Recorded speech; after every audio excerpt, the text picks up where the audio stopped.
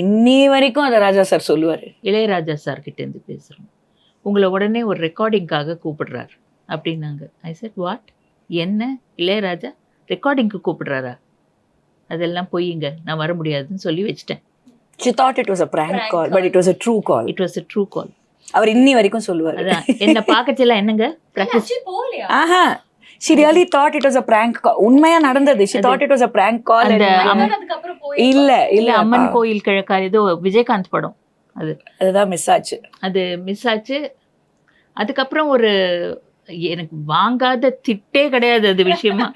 அப்பா பாட்டி எல்லாம் போட்டுக்க. பிகாஸ் இன்னைக்கு இருக்கிற காலகட்டத்தில் நம்மளுக்கு ஸ்மார்ட் ஃபோன், ட்ரூ காலர் எல்லாமே இருக்குமா.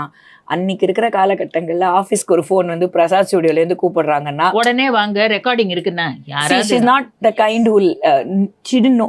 இன்னி வரைக்கும் அதை ராஜா சார் சொல்லுவாரு. ஏன் நான் கூப்பிட்டு பாட மாட்டேன்னு சொன்ன ஒரே ஆள் நீங்க தான். இன்னி வரைக்கும் ராஜா சார் சொல்லுவாரு. பாக்கெட் எல்லாம் பிராக்டிஸ் பண்றீங்களா? ஆமா, அதையும் கேட்பாரு.